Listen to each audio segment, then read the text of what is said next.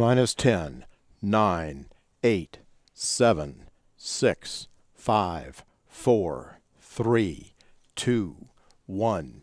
Ignition and liftoff from Atlas V with Juno 22. Eastman Puzzle, beginning of our solar system.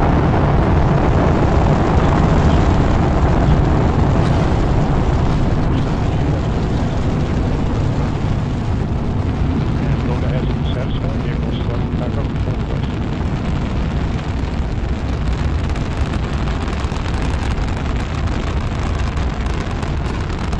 And it's solid 1, 2, 3, 4, and 5 please.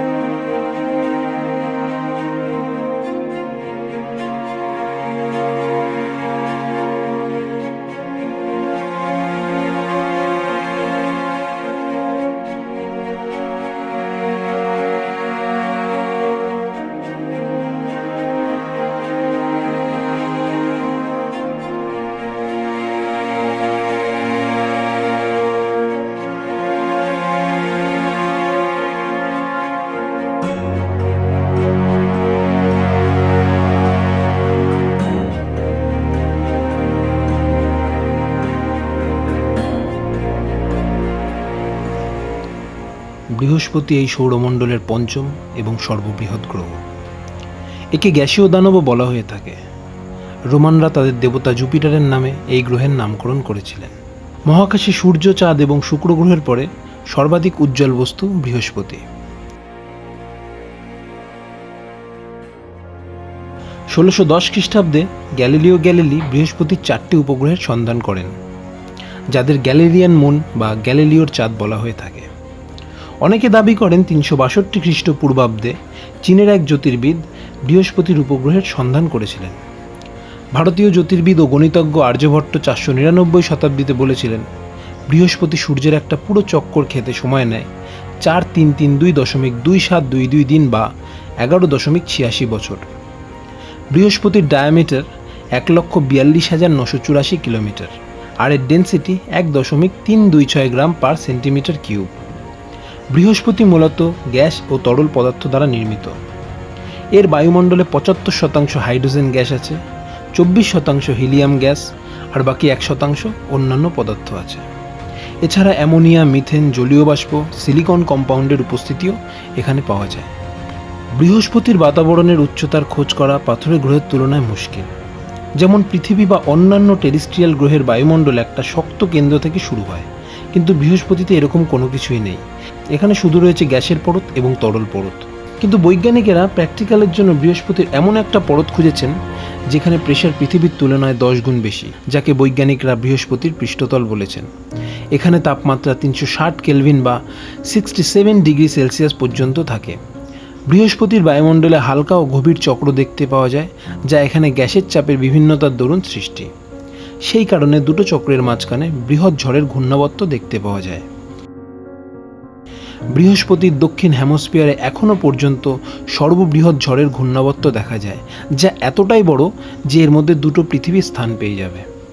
এই ঝড় the great red spot নামে বিখ্যাত। এই ঝড়কে 1700 শতাব্দীতে Cassini এবং Robert Hooke খুঁজেছিলেন, আর মনে করা হয় এই ঝড় 300 বছরের বেশি সময় যাবৎ বৃহস্পতিতে অবস্থান করছে। এছাড়াও এরকম অনেক ছোট ছোট ঝড় এই গ্রহতে দেখতে পাওয়া যায়, যার স্থায়িত্ব বেশি দিন থাকে না, যা কয়েক দশকের মধ্যেই সমাপ্ত হয়ে যায়।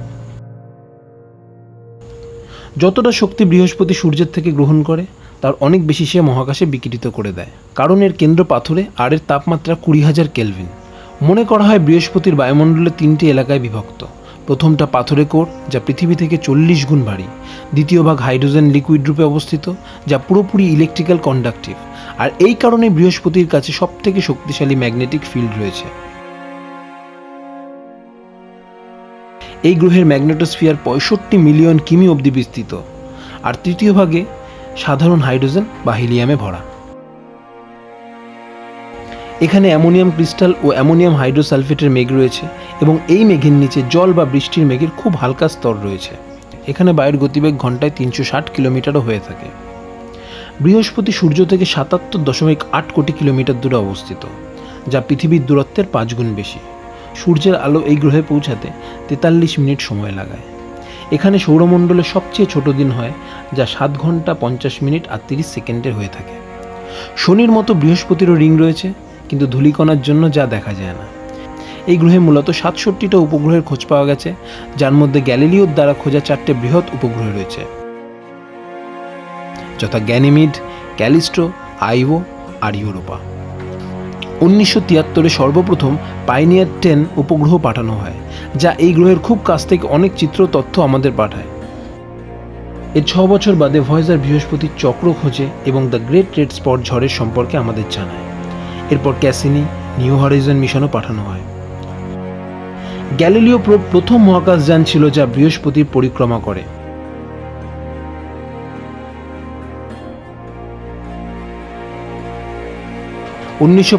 সালের জুলাই মাসে গ্যালিলিও থেকে একটা 340 কিলোগ্রামের টাইটানিয়াম বায়ুমণ্ডলীয় প্রোব বৃহস্পতির ভিতরে নিক্ষেপ করা হয়, যা 7 ডিসেম্বর 1995-তে বায়ুমণ্ডলে প্রবেশ করে 2575 কিমি প্রতি ঘন্টার গতি নিয়ে।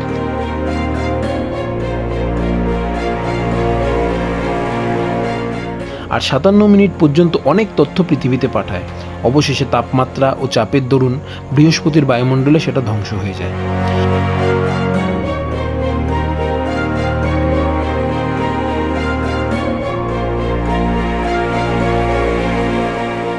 গ্যালিলিও উপগ্রহকেও 21 সেপ্টেম্বর 2003-এ ধীরে ধীরে বৃহস্পতির ভিতরে প্রবেশ করিয়ে দেওয়া হয়, যা এই গ্রহের তাপমাত্রা 300 ডিগ্রি সেলসিয়াস অবধি মাপে আর হাওয়ার গতি 644 কিলোমিটার প্রতি ঘন্টায় রেকর্ড করে। তারপর সেও ধ্বংস হয়ে যায়।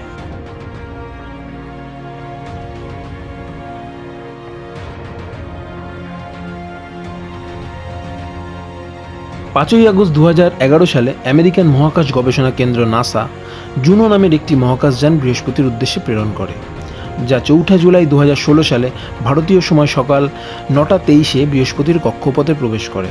জুনো 5 বছরে 280 কোটি কিলোমিটার পথ পাড়ি দিয়েছিল। অর্ধেক রাস্তা যাবার পর জুনো আবার পৃথিবীর দিকে ফিরে আসে।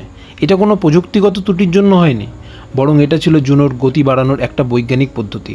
জুনো যখন পৃথিবীর দিকে আসে, তখন পৃথিবীর মধ্যাকর্ষণ শক্তি জুনোকে গুলতির মতো বৃহস্পতির দিকে নিক্ষেপ করে দেয়, যার ফলে জুনোর গতি 14,000 কিমি প্রতি ঘন্টা বেড়ে যায়। এটা মনে হতেই পারে এই উপগ্রহের নাম জুনো রাখা হলো কেন। জুনো গ্রিসের একজন দেবীর নাম, যাকে জুপিটারের স্ত্রী মনে করা হয়। গ্রিক পুরাণ অনুসারে জুপিটার দেবতা নিজেকে মেঘ দিয়ে ঢেকে রাখে, যাতে সে দুষ্টুমি লুকিয়ে রাখতে পারে। আর একমাত্র জুনোই এই মেঘের ভিতরে দেখার ক্ষমতা রাখে।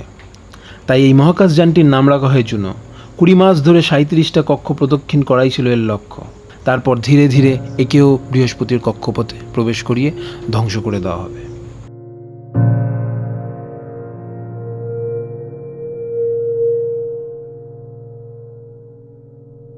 এছাড়াও অনেক প্রশ্ন আছে যা বৃহস্পতিকে আরও রহস্যময় বানিয়ে তোলে। হয়তো অদূর ভবিষ্যতে আমরা সেটা জানতে পারবো। তো বন্ধুরা, ভিডিওটা যদি তোমাদের ভালো লেগে থাকে তাহলে অবশ্যই লাইক করো, শেয়ার করো, আর যারা নতুন তারা সাবস্ক্রাইব করো। Keep loving, keep supporting.